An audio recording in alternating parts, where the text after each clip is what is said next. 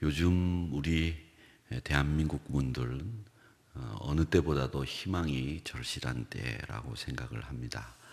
희망이 보이지 않는 세상 속에서 희망을 노래할 수 있는 믿음의 사람들이 다 되었으면 좋겠다라는 생각으로 역시 우리에게는 희망입니다 라는 제목으로 같이 은혜를 나누겠습니다.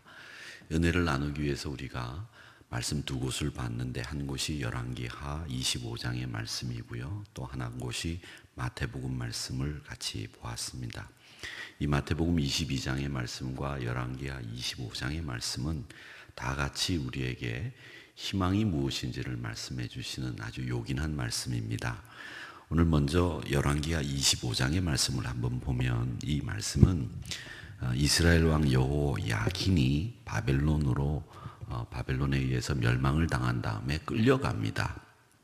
끌려갔는데 아벨 마르둑이라고 하는 바벨론 왕으로부터 왕의 지위를 회복하게 된다라는 내용의 말씀이 열왕기하 25장의 말씀입니다.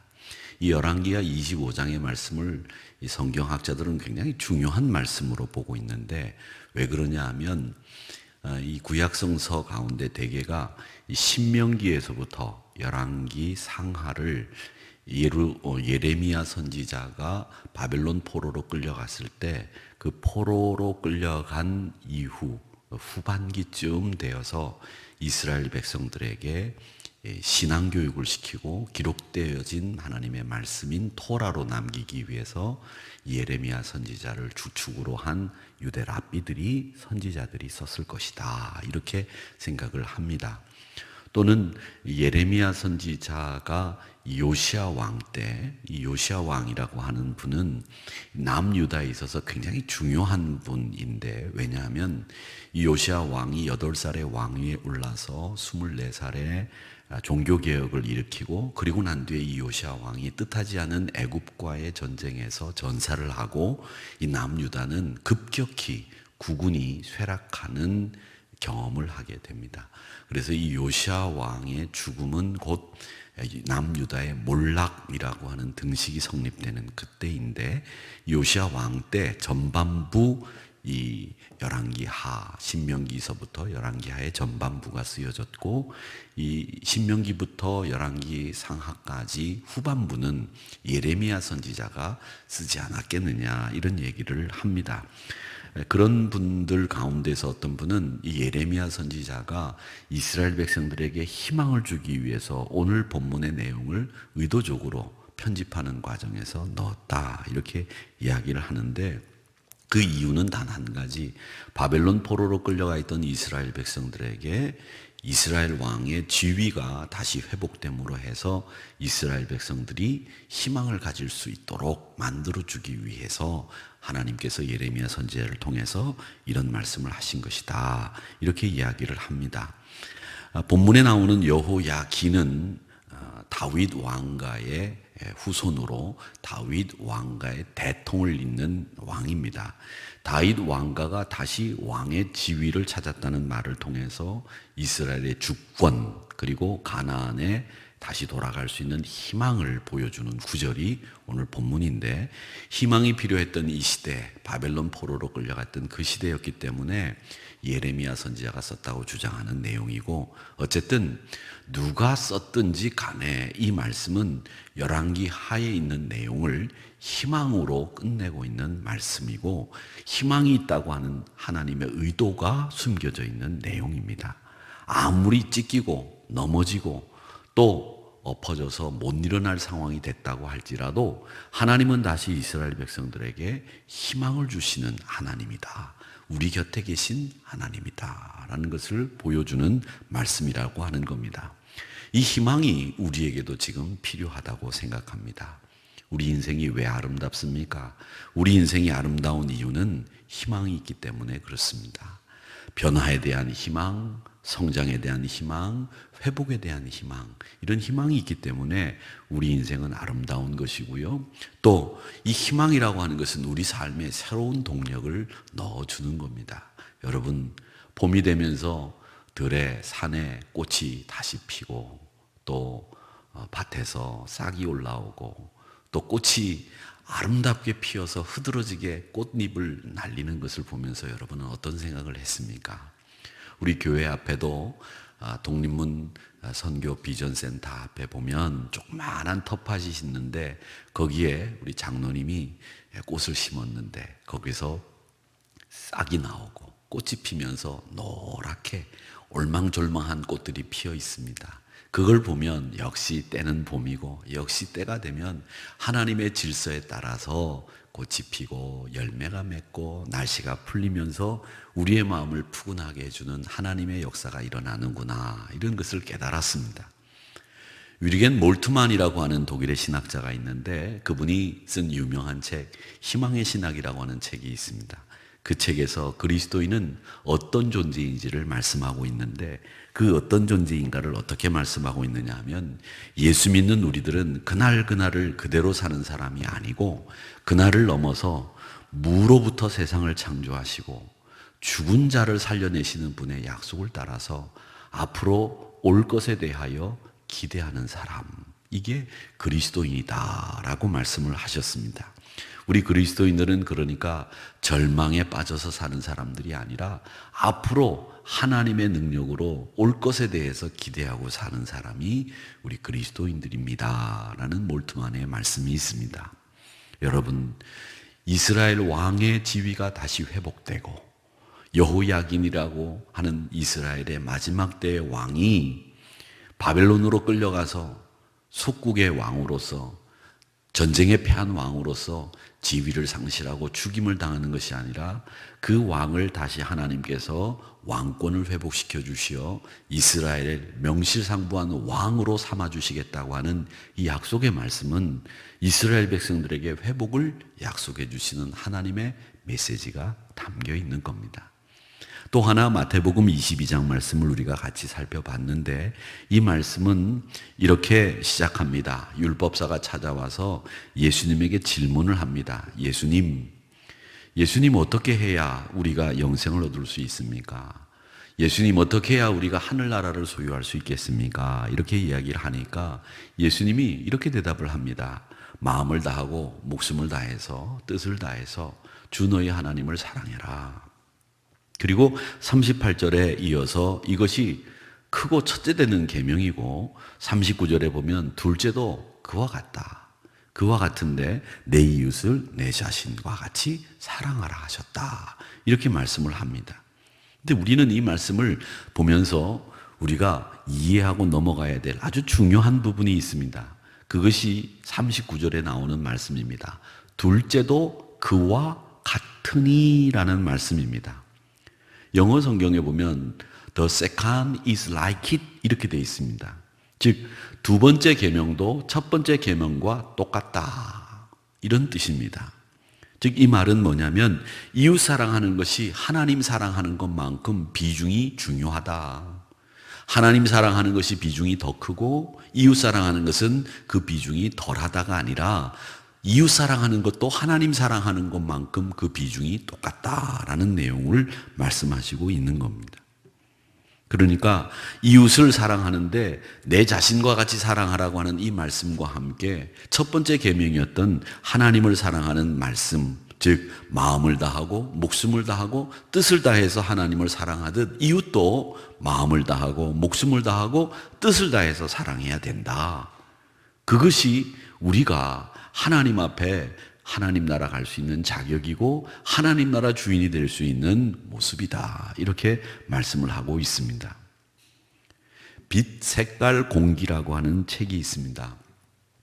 이 책은 죽음을 맞이한 아버지와 그 죽음 앞에 서 있는 아버지를 바라보는 아들 사이의 이야기를 아주 진솔하게 그려낸 책입니다. 아버지와 아들이 둘 다 목사이며 신학자입니다. 아버지 그리고 아들, 목사이며 신학자인 그 두 사람이 아버지의 간암이라고 하는 죽음 앞에서 맞서서 고통을 맛보면서 임종 때까지 이야기를 진솔하게 그려낸 글이었습니다. 아버지인 고 김치영 목사님은 간암을 선고받고 약 4개월 동안 투병 생활을 하다가 하나님의 부르심을 받습니다. 김 목사님은 투병을 하면서 고통에 대한 남다른 식견을 말씀하셨는데 아들에게 그 고통을 설명합니다. 아들아, 기독교인이나 비기독교인이나 고통을 겪는 것은 다 똑같다.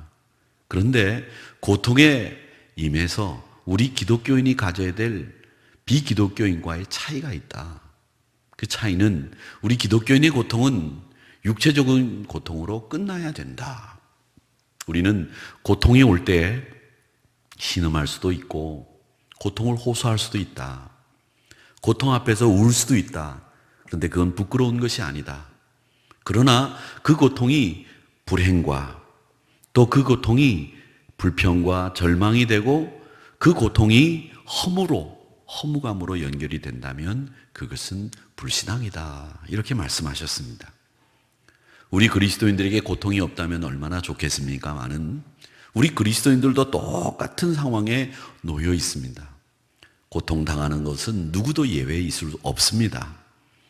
어쩌면 우리 기독교인들이 비기독교인들보다 고통 앞에 더 힘들 수 있습니다. 우리도 육체의 한계를 지니며 삽니다.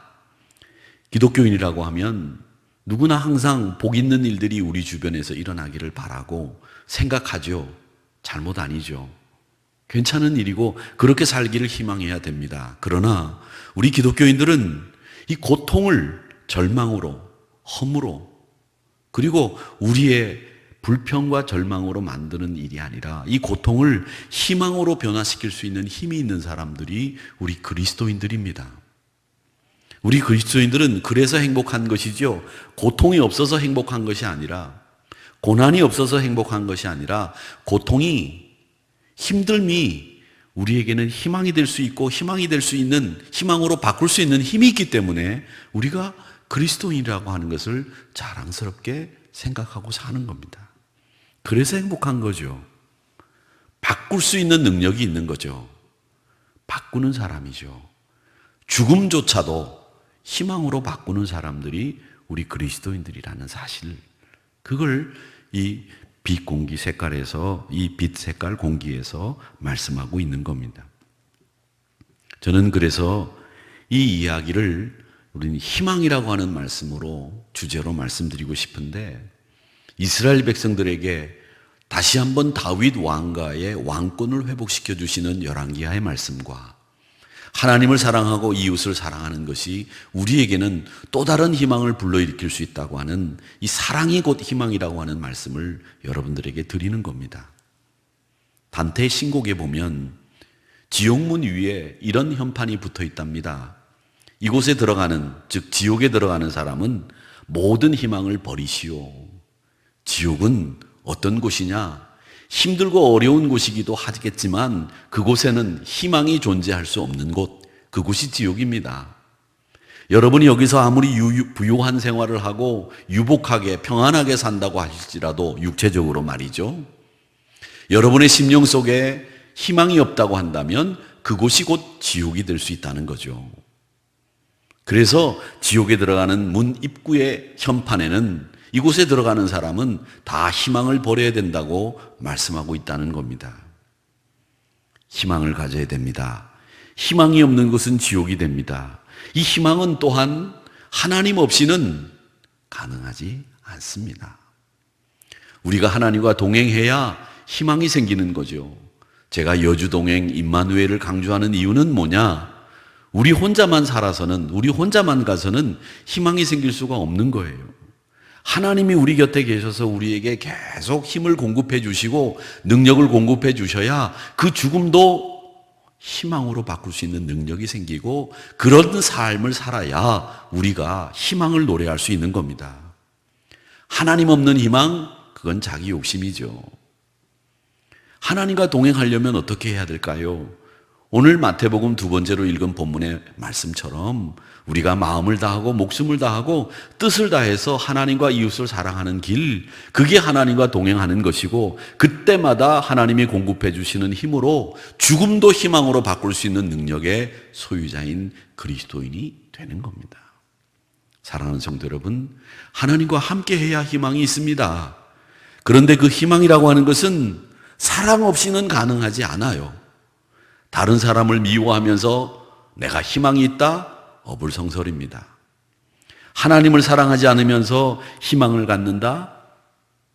바늘귀에 묶어서 그 바늘로 옷을 꿰매겠다고 하는 발상입니다. 하나님 없이는 희망 없습니다.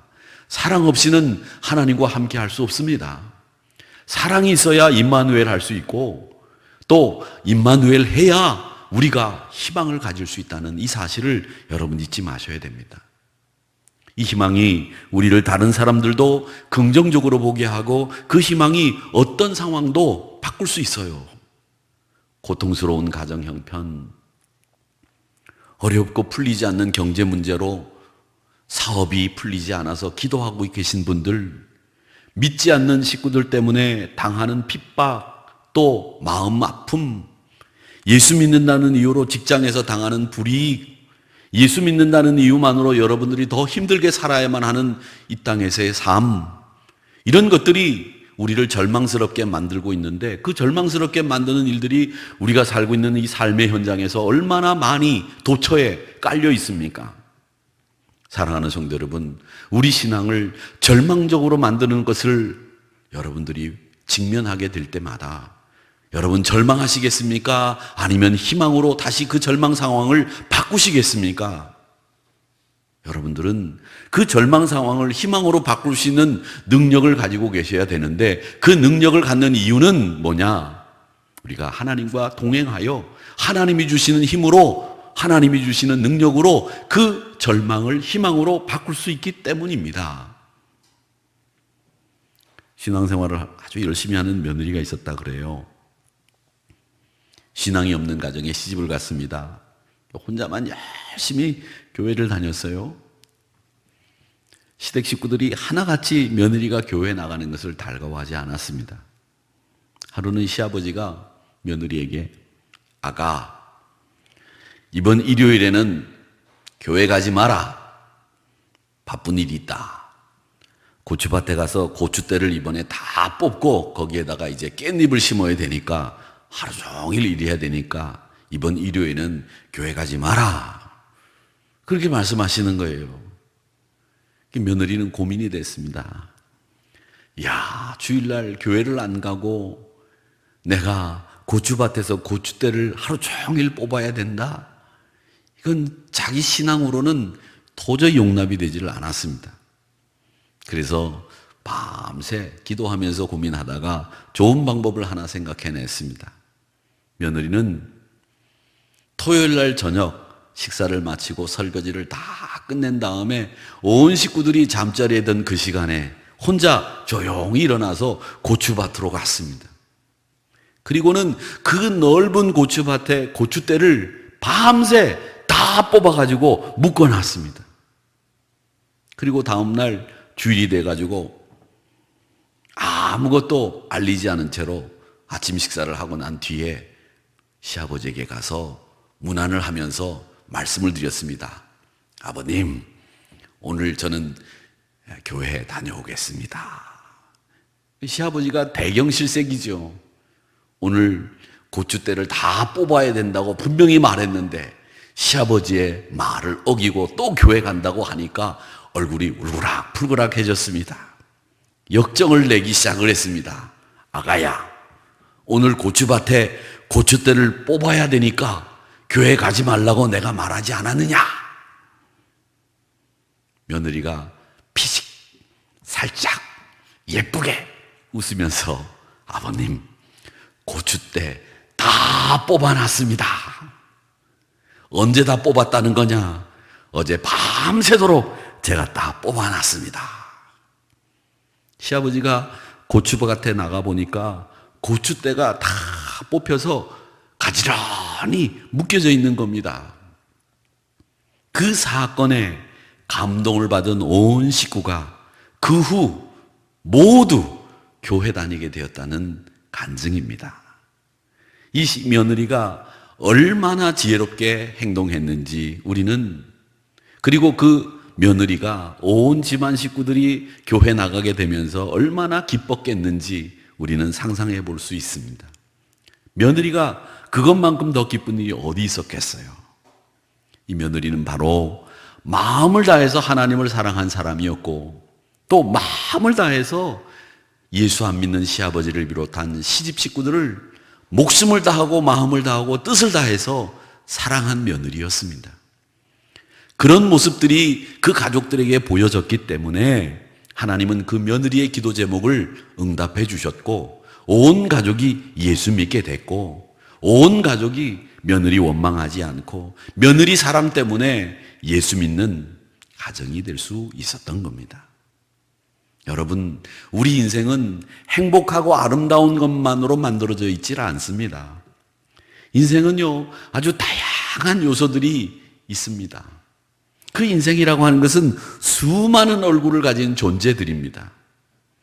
해피한 얼굴도 있고요, 슬픈 얼굴도 있고요, 화난 얼굴도 있고요, 깜짝 놀라는 얼굴도 있고요, 이거 어떻게 해야 되는지 곤란한 얼굴들도 있습니다. 이런 여러 가지 얼굴들이 있는가 하면 동시에 환하게 미소 짓는 아름다운 얼굴, 신비스러운 얼굴도 있습니다. 여러분 지금 보시는 그림 가운데 여러분이 가졌으면 하는 얼굴 표정이 있으실 거예요. 여러분 보실 때 맨 왼쪽에 있는 해피한 얼굴이 우리 모두가 갖고 싶은 얼굴입니다.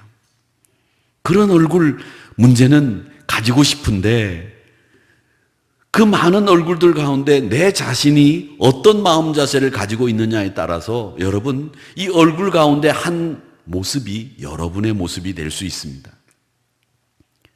고통스러운 얼굴에 초점을 맞춰 바라보시기 바랍니다. 계속 보세요. 어떤 얼굴이 되는가 보십시오.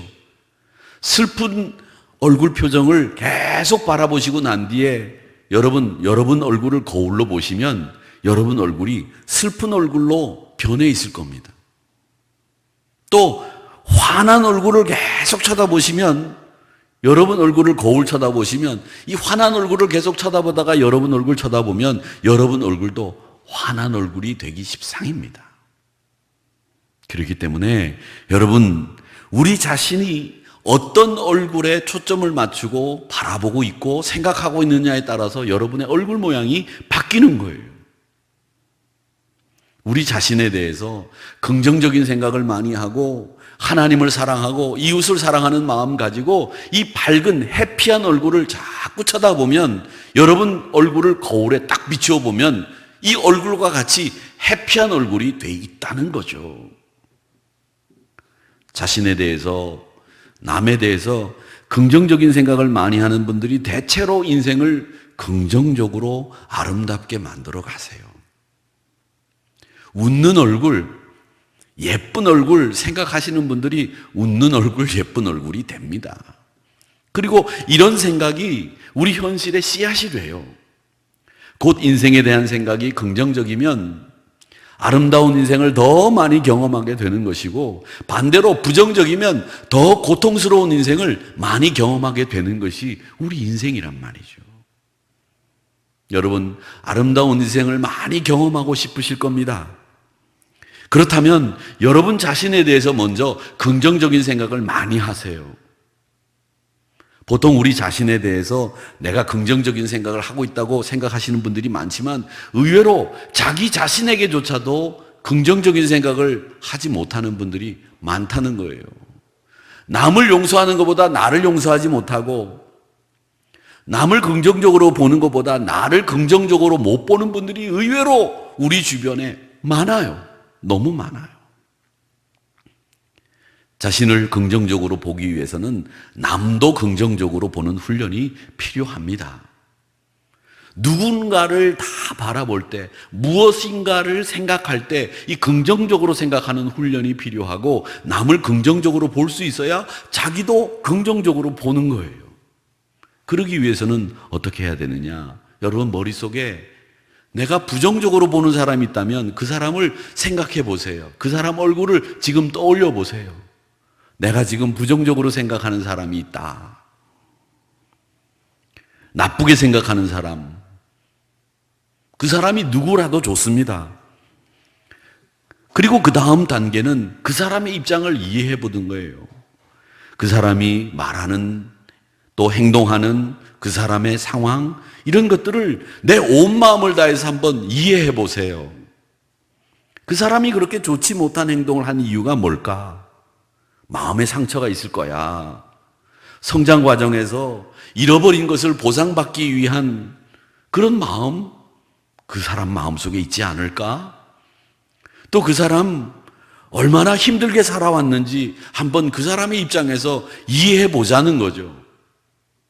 그런 이해들을 가지게 되면 그 사람을 연민의 감정을 가지고 볼 수 있게 되는 거예요. 그리고 그 사람이 세 번째로 가지고 있는 장점을 이번에는 노트에 한번 적어보자고요. 그 사람이 가지고 있는 장점, 비록 그 사람은 내가 부정적으로 생각하고 그 사람의 입장에서 이해해 봤는데 그 사람이 또 잘하는 것도 있거든요. 그런 장점들을 노트에 적어보는 겁니다.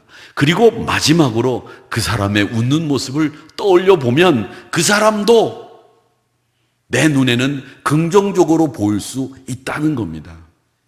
힘들겠죠. 쉽지 않겠죠. 그런데 이렇게 남을 긍정적으로 보는 훈련이 되어야 나도 내 자신을 긍정적으로 볼 수 있게 돼요. 이런 마음의 작업들을 우리는 해야 되는데 무조건 미우면 미운 걸로 끝나고 그리고 그 사람이 나쁜 사람이라 그러면 나쁜 사람으로 딱 단정지어서 선을 싹 그어버리고 그리고 난 뒤에 그 사람과 상종 안 하면 되지 이렇게 간단하게 생각하는 게 우리가 사는 인생사가 아니란 말이죠. 여러분, 이런 마음의 작업들이 우리 안에 있어야 됩니다. 내게 미운 짓 하는 사람 있습니다. 그런데 그런 사람은 내 마음의 공부를 하는데 큰 도움이 되는 도구로 하나님이 보내셨다고 생각하면 어떨까요? 내 영혼의 성장을 위해서 하나님께서 더 기도 많이 할 수 있도록 만들어준 분이라고 생각하면 어떨까요? 그러면 그분이 나에게는 선물이 될 수 있습니다. 이렇게 다른 사람에 대한 생각이 긍정적인 생각으로 바뀌게 되면 나에 대한 생각도 긍정적으로 바뀌게 되는 거죠.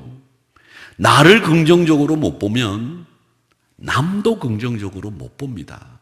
근데 남을 긍정적으로 못 보는 분들 보면 대개가 자기는 아니라고 부인할 수 있을런지는 모르겠지만 자기가 자기를 부정적으로 보고 있는 거예요. 나를 긍정적으로 보아야 내 인생에 아름다운 일들이 많아집니다.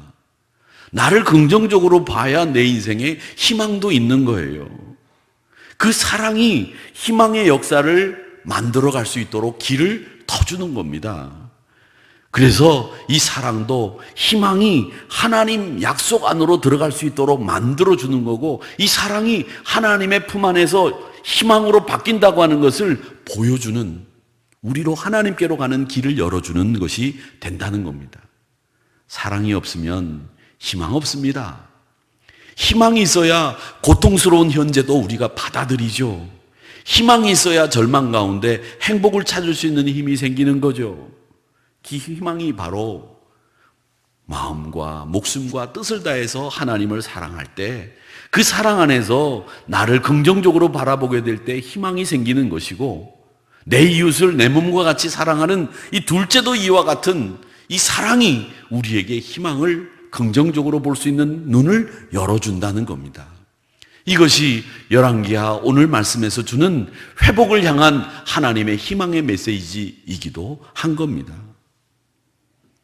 벌써 5월입니다. 오늘이 5월 8일인데 오늘이 또 공교롭게 어버이날입니다. 그동안 코로나 바이러스로 고생 많으셨습니다. 고달팠던 일, 슬펐던 일, 힘들었던 일이 얼마나 많으셨습니까? 그러나 그 모든 일을 돌아보면 지나온 발자국마다 하나님의 은혜 아닌 것이 없었다. 이런 고백을 가지고 우리가 이 5월 새롭게 시작하면 어떨까요? 그런 분에게 있어서 이런 고백 가능할 겁니다. 앞으로 밟은 내 발자국마다 하나님의 은혜가 아닌 것이 아무것도 없을 것이다.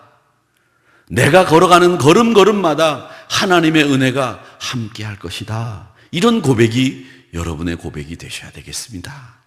이런 믿음으로 살아가는 저와 여러분이 되기를 바랍니다. 그러자면 마음을 다해, 목숨을 다해, 뜻을 다해 하나님과 이웃을 사랑합시다. 누군가에 대해서 짜증나는 마음, 미운 마음이 올라오면 앞에서 소개해드린 것처럼 그런 마음의 작업을 통해서 훈련하십시오. 그분을 축복하십시오. 그리고 우리에게 언제나 아름다운 미래가 있다는 사실에 놀라워하시기를 바랍니다. 고통스러운 일도 모두가 하나님이 우리 영혼을 성장시키기 위해서 주신 선물이었습니다. 그러니 지나온 발자국마다 은혜 아닌 것이 없었고요. 앞으로 내가 밟을 발자국마다 은혜가 아닌 것이 없을 줄로 믿습니다. 역시 희망이 우리의 고통스러운 십자가를 질 수 있게 만들어주고 예수님께서 우리에게 주신 이 두 계명을 잘 지켜서 다윗의 왕권이 회복되고 이스라엘이 회복된다고 하는 약속의 말씀처럼 사랑하는 성도님들의 가정과 직장과 자녀들이 다시 회복되는 역사가 있게 되기를 바라고 하나님의 크신 축복의 주인공들이 여러분이 되기를 주님의 이름으로 축원합니다. 축원합니다.